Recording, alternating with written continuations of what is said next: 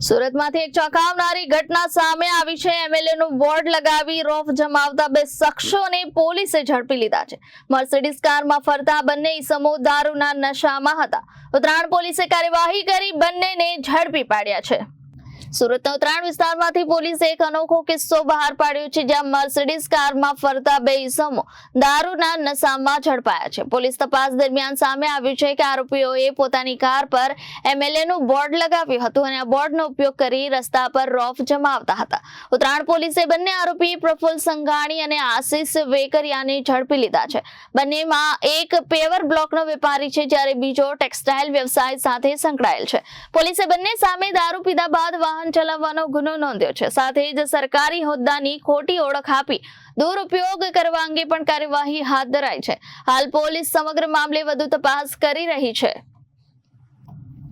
Reporter Arvind Rathod, Janadesh news, Surat.